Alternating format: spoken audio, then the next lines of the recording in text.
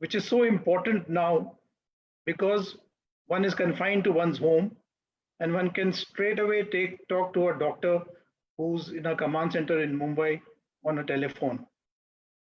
Ziqitza does medical rooms in corporates. Ziqitza sends out doctors, nurses, and manages the medical room end to end. Ziqitza stations ambulances on site at the corporates and the occupational health centers.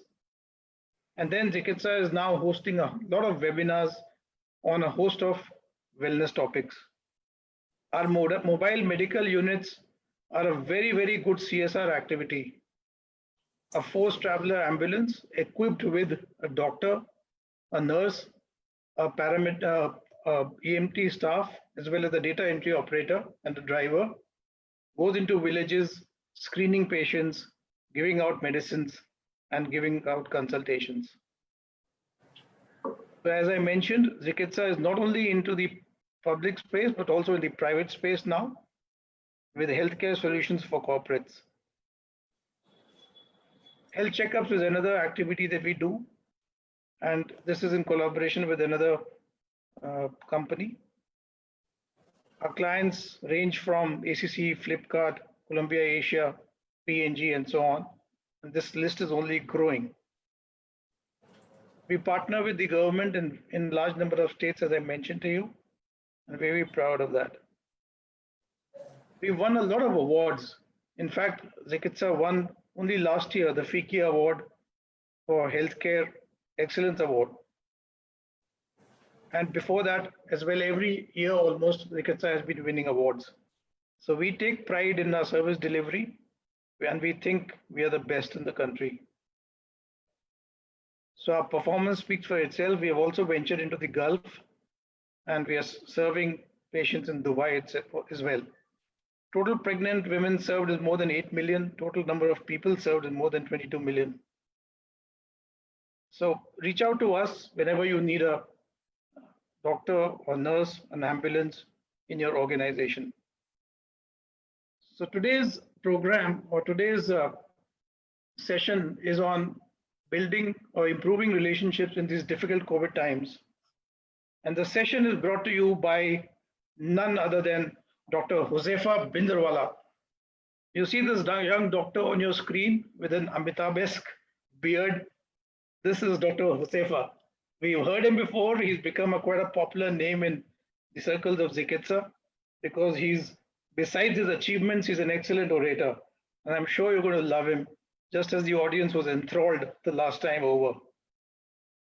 Dr. Hozefa is an eminent psychiatrist connected to a large number of hospitals in Mumbai. He's connected to Safi Hospital, Prince Ali Khan Hospital, and global hospitals. He's also an author and a trainer in speed reading. This he does for executives as well as for students. So over to you, Dr. Hozefa. Thank you so much, Atul bhai. Can I share content? Yes. Yes.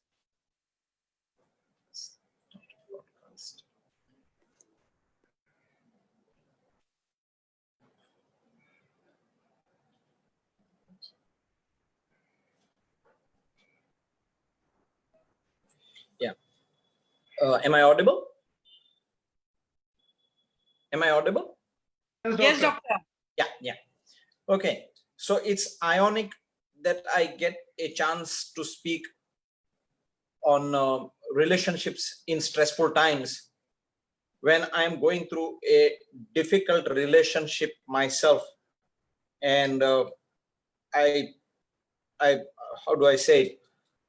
It's very difficult having to deal with a breakup about 4.5 hours ago, when my relationship with Microsoft broke through. My Windows and my PowerPoint went kaput, and I did not have the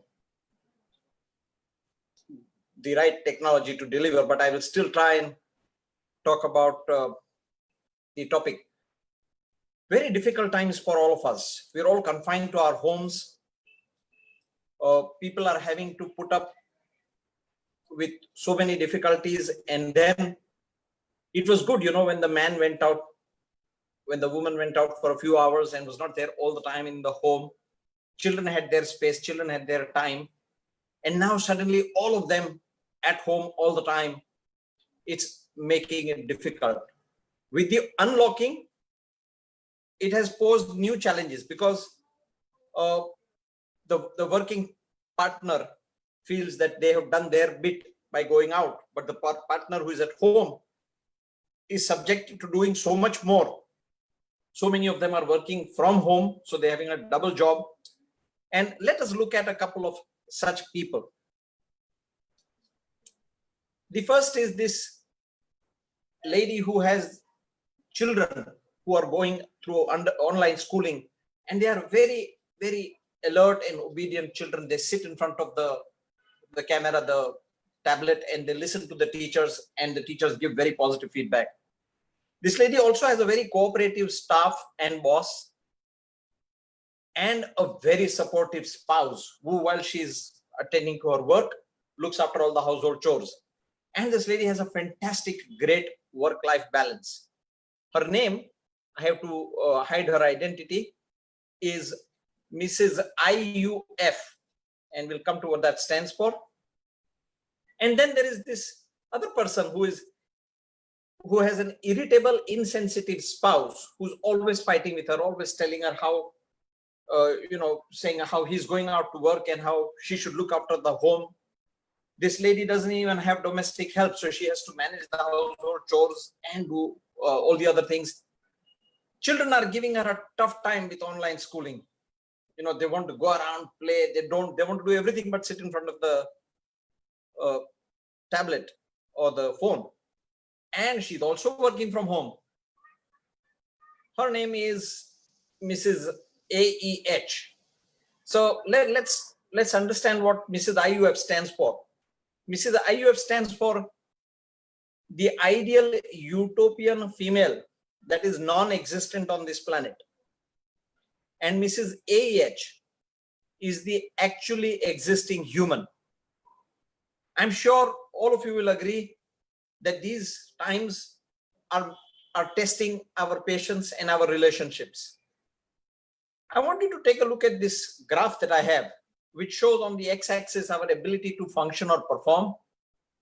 And on the y-axis, it shows us the amount of time we spend under stress. Now, of my whole talk, this is the most important part. When you look at the ability to function or perform, if we are not under stress at all, we face some sort of boredom. We don't feel like doing anything. It's like when the new year starts in school, the child doesn't feel like studying because there's no exam coming up. But when the person continues to be under stress and when there is an event coming up, an exam coming up, then the child performs because the stress keeps increasing. So as the amount of time under stress increases, the person's performance becomes optimum. And this person tends to focus a lot. But if the person has to continually study, like has happened for some people, some children who've had exams, part of them finished before the lockdown and a remaining part, some papers are still to be given. So these children are now fatigued, and instead of being in the optimum zone, they are now facing exhaustion. So one expects that, if one were continuously be under increasing stress, the expected performance would go up, would keep rising, but that doesn't happen. Instead, if you are continually under stress, you start experiencing exhaustion, which when not dealt with, when not handled properly, ends up with anxiety. One tends to worry a lot how things will get done. So much has to be done. And then anger comes in. And beyond a certain point, anxiety and anger give rise to panic. If not handled and the person continues to be under stress for longer, then the person may suffer from what we know as a breakdown. A breakdown may have two components: a physical component, where a person may have raised blood pressure. If untreated, it can go on to more serious problems like a heart attack or a stroke. And there could be the psychological breakdown where the person undergoes what is called depression, or if it becomes too much out of control, you may even end up with psychosis.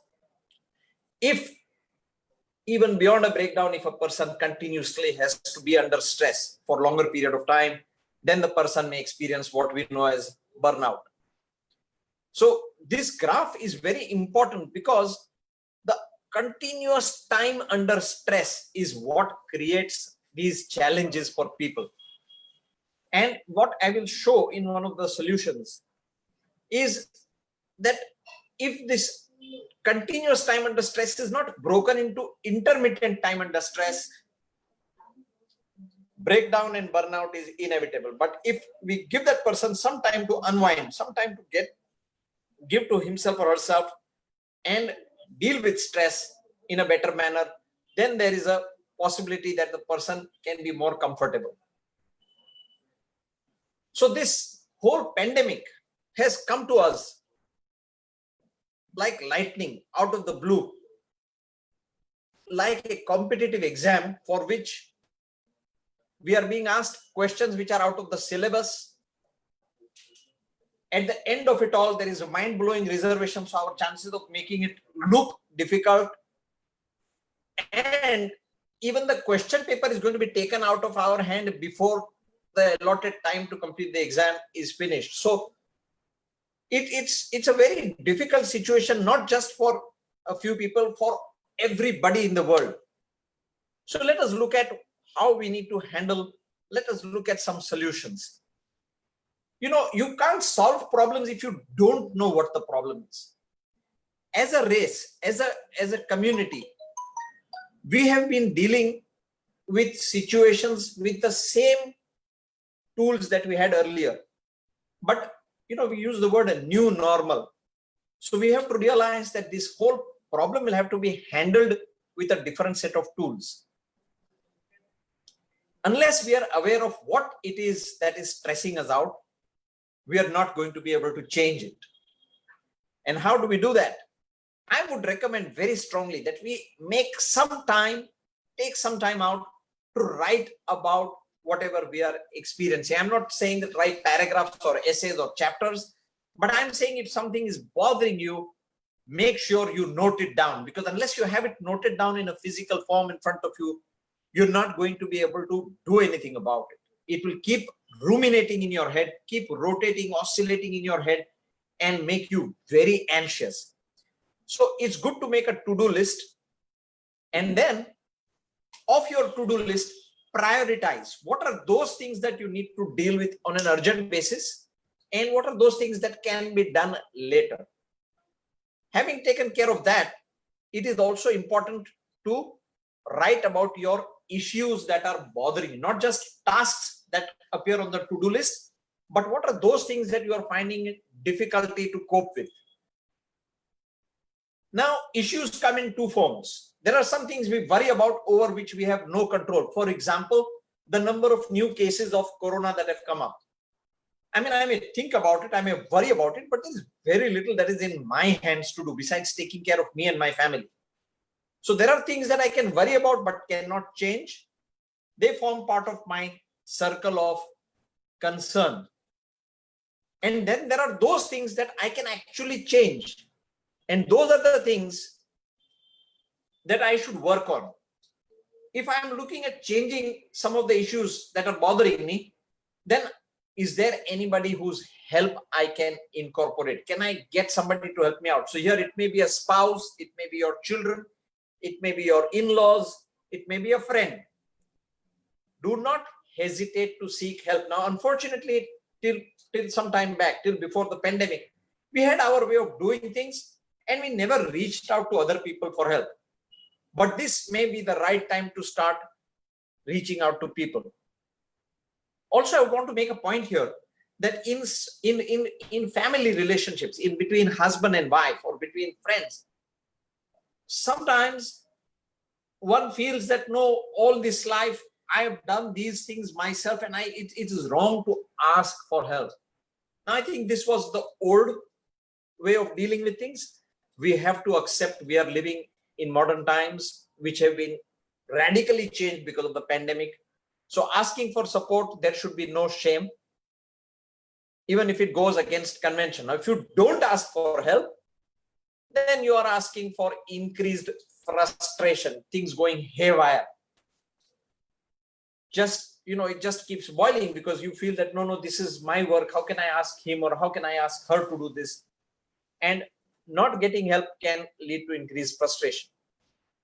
Also, it's important to express yourself. Just because the pandemic has come, just because you are having to do more, does not mean that your freedom of expression is taken away from you. So don't worry about if you will be viewed judgmentally or if people may think less of you.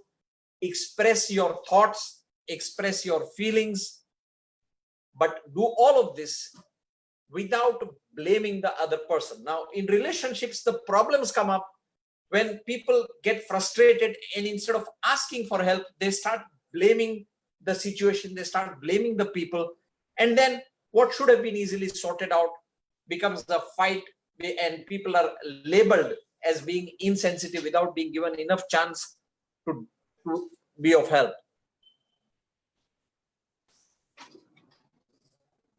Sometimes, despite of doing everything you want to, despite of trying to get all the help you can, you still find that it becomes overbearing and overwhelming and you can't cope with it. That is the time when you're unable to function routinely, that you need to seek help from a psychologist or a psychiatrist if it's an emotional problem or a psychological problem, a thinking related problem. So when do you seek help from a psychiatrist or a psychologist? If you have difficulty with your thinking, feeling, behavior, or habits, that's the time we would recommend that you seek help from a mental health professional. We must also look at how we are different, both the genders, and how evolution has changed us. From being an animal that existed on plants, we lived as apes on trees, then came down on the forest, on the floor of the forest, were scared of predators, and we somehow managed to survive all that till we became civilized people. But even before we became civilized as we live today in cities and villages, we lived in caves, and there were specific roles. The female was the nest defender. She stood outside the cave, standing, keeping her eyes on the lookout for any object that moves. It could be a snake, it could be another animal trying to get in the cave where her babies are sleeping. So the female was the nest defender, and she was gifted with a very good peripheral vision. She could see all around by just looking straight. This was a gift she had as part of evolution. Whereas the males were the hunters. They would go around with their bows and arrows and their weapons, spears, trying to hunt big prey so that they could bring home some food. So males were very good at long distance viewing, looking straight ahead into the future. When the wife asks the husband to get something from the kitchen, he goes there, he looks for the thing and he can't find it, and he comes back and he says he can't locate it. But when the wife goes into the kitchen, she says, there it is, right in front, and you couldn't see it. So this is just a small example. When a couple enter a wedding hall, a party hall, even as they step their first step into it, the wife says, oh, look at what Mrs. Popat has worn today. And the wife has a straight face, whereas the husband moves his head all 360 degrees around looking for Mrs. Popat, making it very obvious who he's looking for. And the wife says, can't you behave yourself? So this peripheral vision difference is just one example between men and women. The brains of both the genders, the males and the females, though they look exactly similar from outside when we study them in anatomy, God collects entertainment tax in the name of different circuits that he has put inside our brains. So the women are different in their circuits from the men. Men are better at 3D visuospatial discrimination, which means you will find that more men are taking up, let's say, engineering and architecture related fields, and the number of women are now gradually increasing. The peripheral vision is much better of women. Now, when I say peripheral vision, I also refer to their ability of observation, their power of observation. So between a man and a woman, if a lie has to be said, a woman will very quickly detect it because of her sharpness of observation powers and her intuition. Whereas a man, you could lie on his face and he would probably not even be aware of what was told to him. The carpet area available in the human brain for emotions is again different between both men and women. Women tend to have a larger area devoted to emotions. So they perceive, they feel a lot more emotion than men, and they are more expressive of the same as well. Which is why a lot of men will not seek help for depression, whereas women, because they express, they emote themselves out so well, so easily, their depression gets easily noticed and can be picked up for help. Language. Men and women understand language very differently. There is much more area devoted to language in women's brains compared to men, which is why women speak on an average or use on an average 20,000 words, expressions, or gestures, in contrast to men who only use about, can you guess? 7,000. So the man comes home tired and he sits down and the wife asks him expectantly, wanting to talk with him, how was your day? And all he manages to say is, fine. That annoys the woman no end, because she's waited the whole day for him to come home and talk, and here he has nothing to offer because he's probably exhausted most of his 7,000 words, expressions, or gestures. The other thing is how the same ability of language. Now, when I say language, you notice how young girls speak earlier than young boys, and how girls have a better vocabulary, score better at languages, score better at academics. One factor that I've not mentioned here is memory-wise also, women tend to have a far better developed hippocampus, the area where memory is stored, compared to men, which is also the reason why when they have fights which have finished long ago, a man will not even be aware that such a fight ever happened, whereas a woman will remember specific details of what happened, who said what during a fight. Again, my intention here is not to make fun of either of the genders, but to help you realize that these are biological differences in the way our brains are organized. And if we don't respect, if we don't understand these differences, then we keep trying to change the other person into understanding our perception, and that becomes very challenging. Stress. Women deal with stress by talking about the issue, whereas men deal with stress by keeping quiet and staring into space. So from cave paintings, we know that the old prehistoric man, when they would, at the end of the day, after the hunting and the eating and the everything, before sleeping, they would light a bonfire in the center, and the whole tribe would sit around. The men would sit in separate spots, whereas the women would huddle together and keep talking. The men would keep gazing at the fire. This is how people dealt with stress then, and this is how we deal with stress now. A man who comes home at the end of the day doesn't want to talk much. His way of dealing with stress is putting on a screen and just switching remotes, switches on a remote. He's not looking at anything, he's not observing anything, but he's just constantly gazing so as to reduce his stress. Whereas the woman would want to talk about what's stressing her out. If we understand these differences, and I'm taken back few years, maybe 30 years, maybe 35 years, to a movie called Cramer versus Kramer, where there is this is the story of a divorce which has taken place, and the custody of the child is with the man. but the woman has secretly been meeting the child beyond what court permits, and the woman is now fighting for custody of the child. And the judge asks the man in the end, what do you think led to the differences between the two of you? And the man says, I spent most of my life trying to bring home the green, and I expected my wife to become like me when I should have accepted her for who she was. So I think very important part about relationships is being able to give each other that space, the time, not worrying about expressing yourself.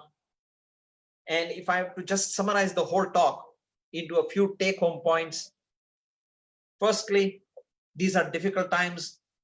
Everybody is fighting their own struggle. So if you are confronted with an angry person, please understand that that person needs to be heard and accepted before reacted to.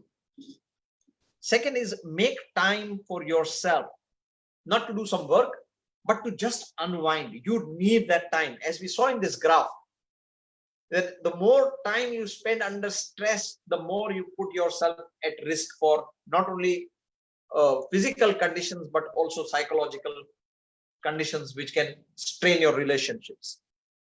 Third is write.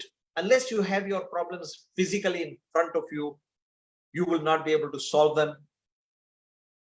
Fourth, express your thoughts, express your emotions, express whatever it is you feel.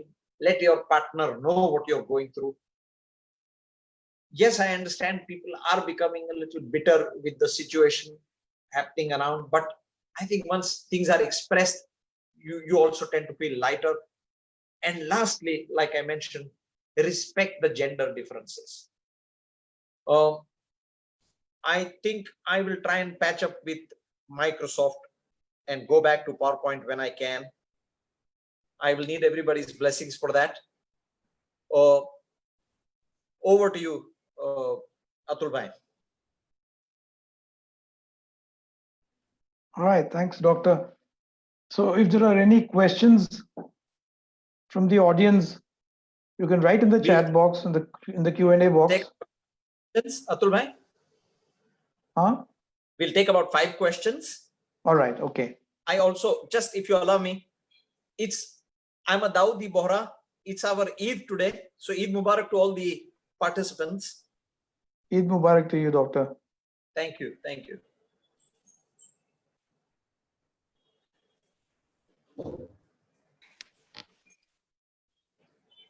I will need to look in the chat box. I will read out the questions for you. Sure. So while everybody is still thinking through the questions, Doctor, always I like to ask the first question. Please. So please. In the lockdown, whilst you said that, people don't have their space because the husband, wife, kids, everybody is working at home. And in some cases, there are no maids also. So the women end up doing the housework as well. So how do you suggest the women find time for themselves? A good question, Shweta. So I'm just taken aback a few years when I started working as a postgraduate. And I would start my day at 5 a.m. and finish my day at 12:30 in the night. Psychiatry is not supposed to be so hectic, but we had so many admissions happening and so many detailed notes to be written that I would have no time whatsoever for myself. And I would see half of us were posted in the busy ward and half of the students were in the not so busy ward, and they had plenty of time to read. I started getting very frustrated, not getting any time to prepare for exams. And I decided to quit. I decided to quit from my post-graduation. I just paused one day and I said, if my father had to deal with it, what would he do? And I thought of a time when it was a very challenging time. My dad would not run away. Instead, he would say, okay, here is the problem. What do I need to do about it? And I wiped my tears. I was crying. I walked out of KM hospital. I purchased a notebook and I said, okay, my challenge is that I have to do so much work and I'm not able to do it. let me make a brief summary so I know what I'm dealing with. Nothing had changed for me, not the amount of work to be done, nothing but just my mindset. When I said that I need to be able to deal with this situation better, I need to write it down, I need to do something about it. That from that day onwards, I found that I actually managed to get a couple of hours in the evening. I managed to finish my work earlier. When we sometimes keep brooding, when we keep holding on to what's not working for us, we stop looking at what we can do to solve the problems. So accepting that it is challenge, but also that there is a way out. We need to work towards it. Very often, just because we are so stuck in the problem, we don't look for solutions. So I think if people made a genuine effort to write down their thoughts, to be objective about it, to look at it as a physical thing that needs to be addressed. All right, Thank you, so there's a Doctor. question for you, Dr. Hozefa. How to deal with the anxiety problem and how to overcome when the bad past experience flashes in front of us. Okay, so dealing with anxiety or worry. Worry comes up because we stop living in the present moment. Our mind is, if you go back 25-30 years, you had a black computer screen. It was called DOS. The operating system was disk operating system. You would type a command which you had to know by heart, and then it would show directories. And it was a slow machine. It worked slowly. You were okay with that. With passage of time, computers got faster. But the faster the computers got, the faster our expectations got. The human brain has a tendency to keep going faster and faster. And with the pandemic, what has happened is suddenly everything is frozen. Not the human mind. The human mind continues to race in that speed. And because of that, it reaches a future which is not existent. When the human brain is living in a distant future and it's a dark future, it's a worrisome future, it starts spoiling the person's present moment and gives him a lot of anxiety. Anxiety is nothing but heightened level of arousal. And then the person worries about this, worries about that, when actually at that point of time, there is really nothing to worry about. So living in the present moment is my instant solution for anxiety. But if people have physical symptoms, if there are palpitations, if there are dryness of mouth, if there are tremors of hands, if there is a lot of worries coming in and you can't do anything about it, then you must seek help. All right, Doctor. Doctor, we'll have to take more questions. So I think there's a question in the Q&A box. I'm just looking for it. One moment. Yeah. This question is actually something that others also have asked, which is, all are at home and I felt the frustration level is high. As wife is busy with kids and kitchen, I'm quite busy in my work on the laptop. What should I do to come out of the frustration level? Yeah. One good thing would be to learn cooking. I'm just saying, help. See, if you can be part of the team, then the whole problem is easier to address. She has to be in the kitchen so that we get food.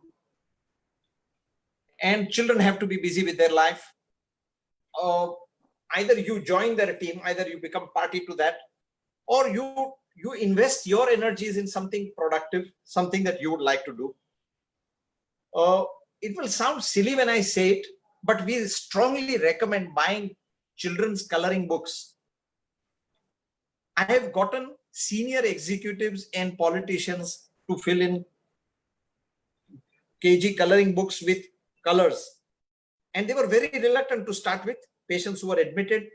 But when they did that, a sense of completion and then showing me the completed picture. We have in these so many years before this pandemic, in the 2-3 decades, we've all been going so fast.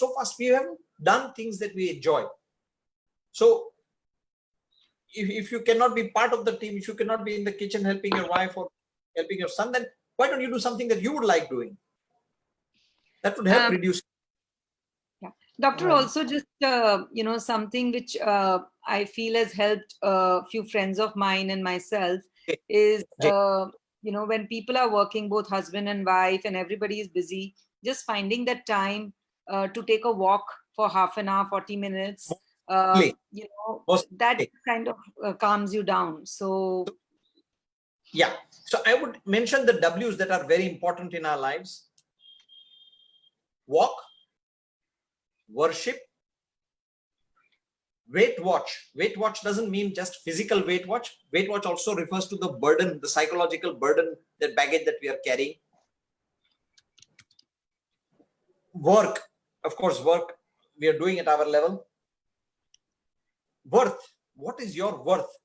So don't go, somebody's asked a question where somebody said that, past influences and past negative experiences. I think your self-worth is what you believe yourself to be. Do not get colored by what people around you are saying about what may happen to the world around you. Don't worry about that. You are unique in your own way. God has created you with a purpose on this planet, and you have to fulfill that purpose. So you are worth a lot more. And you add all these W's, and of course, the one very important W that I missed out, two actually. One is water. Drink enough water. A lot of people overlook this simple aspect, and then they get dehydrated, and that adds to their anxiety. And the last W is woman. Everybody, regardless of whether you are a man or a woman, you need the hand of a woman over your head and your shoulder. You add all these W's, you become a winner against depression. So walking, Shweta mentioned, walking has tremendous benefits, because walking has cardiovascular benefits. Walking benefits your sugar levels. Walking is good for your joints and your bones. But most importantly, walking has antidepressant and anti-anxiety properties. Please delete what I said in the last. Don't let it get recorded. It affects my practice. Thank you, Doctor. Doctor, there's one very relevant question which says that since people are working from home, their bosses expect them to work a lot. And how do they deal with this situation? Okay. So a lot of things have changed during the pandemic. But what has not changed is that a boss remains a boss. Okay.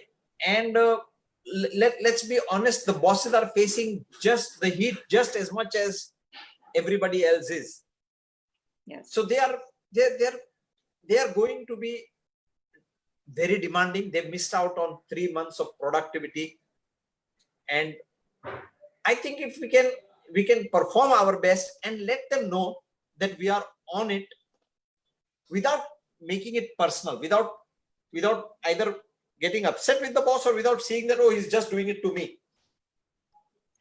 I think that communication, if it can be made in a nice manner, getting help of the HR if that's possible, can make things a little easier. I am seeing here somebody saying software engineers are burning out due to increase in work from doing it from home. Any book you would recommend for us to have a calm and inspiration mind? There is a beautiful book by the name of The Magic of Thinking Big by David J. Schwartz. Do you want me to write that down in the chat box? Doctor, I'll write it down. I'll write it down. So The Magic of Thinking Big. That's a very good book. I read it whenever I feel the need to chill out.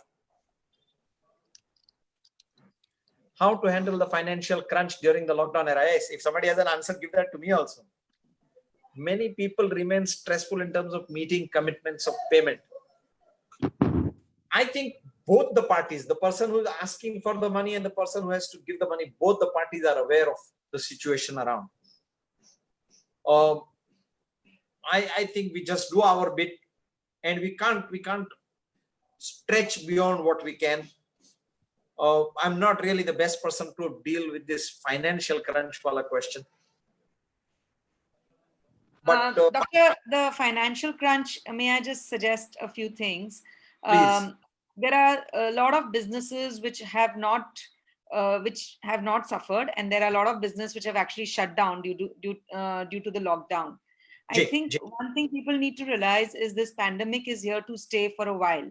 So it will be good for people to shift gears and look at alternate ways of earning money. So if suppose somebody was running a small retail shop and the retail shop now is closed because of lockdown, and now even if the government has allowed the shops to be opened, customers are not there. So I think it's important that you think of alternate ways of starting a different business, or upskilling yourself with something else which can actually help you be relevant in this pandemic time. true. I quite agree with you, Shweta. So a lot of people are now looking at what it is. If you ask me, I think a person who will come out with how to make webinars more effective will definitely do good business. Okay. All right, Great. there's a question on interesting question. In terms of marriage proposals, there's a kind of thing which boys are facing a lot. Girls are expecting more salary than love. How to handle Girls, this? what is the Let- question? let- Girls are let- expecting? More Let me- salary than more love. How to handle this? You know, this pandemic has actually opened the eyes of the world, if you allow me. Would you rather want somebody with more salary, or would you rather want somebody with more ambition and fire in their belly? I wish girls would be smart, boys would be smarter also, and start looking at people differently. Look at the person. Don't look at the paycheck. The paycheck can change over the matter of one phone call. People who were employed in very fantastic organizations with great paychecks were laid off. But the people who had the passion, the people who had the desire to make it big are still striving and struggling. And I think it's always good to go in for a struggler, a person willing to play the longer game is always better than a person who just appears to have a bigger paycheck. That's just my 2 pence. If I had a younger brother who were to get married, I would, I hope he would have that kind of thinking. Just There's my another thought. question which says that in contrast to Shweta's question, which Jay. was against the boss's expectation, how do you handle the expectations from your family? Because they also feel that since you are at home, and Okay. especially if you're a woman, then you have to lend additional time for household chores. So I think in family also, trust me, every single member of the family is being stressed out. We all have a few bubbles we carry around us, what are called as body zones. The first 6 inches of me and the space around me is my intimate zone. I only allow close family members to come into that. Our intimate zone was always getting intruded in a local train. But beyond that, there is the personal zone and the public zone. And we are on a day-to-day basis, we were comfortable with the routine. Now that routine has suddenly got changed. And people are finding their zones getting invaded by people for too much longer than they were earlier comfortable. When they went out to work, they had a lot of space around them, which is now. So all that is contributing to increased stress. Children are not getting to go down and play. Children are not getting to go to the parks and, express themselves physically. So all that is piling on. So it's not just the elders in the family, the children as well. I think if we can be understanding that everybody is fighting their daily battles, we can be more respectful instead of being confrontational. All right. There was a question which I saw which says, how do you handle quarreling parents?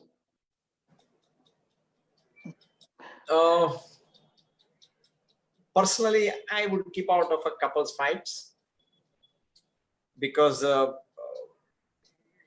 being a referee to a couple's fights can be very detrimental. Both of them will harbor, any party you side with will harbor So if parents are fighting, I think it's important to listen to them separately rather than together, because then each one expects you to be on their side. But if it gets too much for you to handle, find out a senior person outside of the family who both of them will listen to and both of them respect. Because as a child, you have very little chance of making headway. What I see in large joint families. So I think getting a senior family member, a senior person from the extended family involved, getting their help, if this is an issue, can you say something? Somebody who both of them respect. Okay. All right. I think we'll take the last question, and which is when everything is going well in life, job pressure will be there, but this disturbs family life. When you are self-efficient and all things are in place, then also we worry what will happen in future life. Every time in mind, worries of future are evolving. How to come out of this psychological problem? I think you answered that. I think I already touched upon this. So the future will always bother us. We need to let the future be where it is in the future and enjoy the present, because it is very precious. It's the precious present. It's a gift. Thank you, Doctor. Before Atul says the vote of thanks, I just want to share Doctor's email ID with all the participants here. In case you would like to have a one-on-one consultation with Doctor, you can reach out to him directly. So my colleague will be sharing his email ID on the chat. Please make a note of it. And over to you, Atul. Thank you, Dr. Hozefa. That was extremely interesting, and I'm sure people would have enjoyed that. The fact is that when people go back home, they will still have to battle out with their own stresses and own worries. However, some of these tips I'm sure will help, and especially when one starts to put into practice the W's, it should really help. So thank you so much. For those who would have joined in a little late, I want to once again mention that this webinar is brought to you by Ziqitza Healthcare. Ziqitza is a one-stop shop for all healthcare related, wellness related solutions for a corporate. So Ziqitza is into corporate health and insist on your organization to have a medical room. It really helps to have a doctor coming in twice or thrice a week and a nurse station there. Yes, Dr. Hozefa. Just one thing before you end, Atul bhai. I personally would like to express my gratitude to Ziqitza for giving me this opportunity to be on this platform and talk to so many people. But even before I hand the audio back to you, there was just this one phase when I had to shift my ailing mother-in-law from one town in one state to another, and the ambulance that came and we shifted her. We managed to reach from Neemach, Madhya Pradesh to Udaipur, and in the last stretch we got a lot of traffic. And just want to bring home this point. And there was so much traffic, and I knew that her oxygen saturation was dipping, and we needed to get there fast.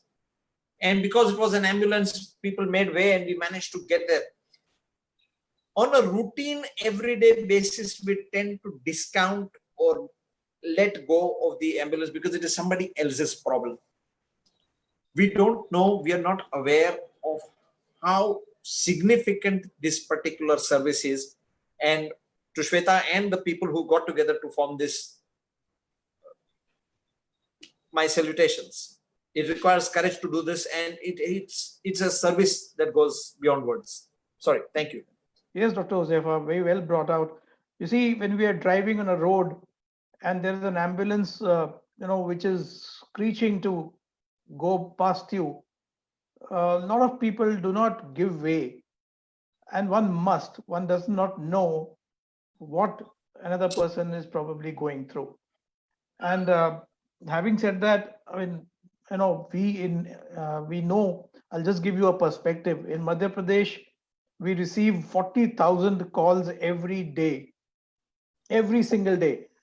There is a call center where young boys and girls, about 100 of them, are taking these calls, and they're not free at all.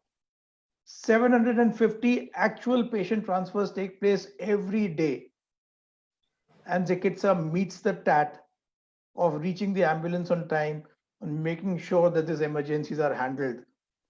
So, which is why I said that, ambulance on call is one such facility that organizations can opt for. With a small subscription, they can give this facility to the employees who are in any case working from home, but they can call for an ambulance from anywhere that they are in the country. So telehealth is another thing that is becoming very popular. It's very difficult to go and see a doctor now. It's very risky. You could catch an infection from other patients waiting in the waiting hall. It's best to consult a doctor over phone, and Ziqitza can help you there as well. So thank you, ladies and gentlemen. We will definitely have more of these programs. Thank you, Dr. Hozefa, once more. God bless Pleasure. you. Thank you. Thank you. Thank you. Thank you, doctor. Thank you. Thank you. Thank you.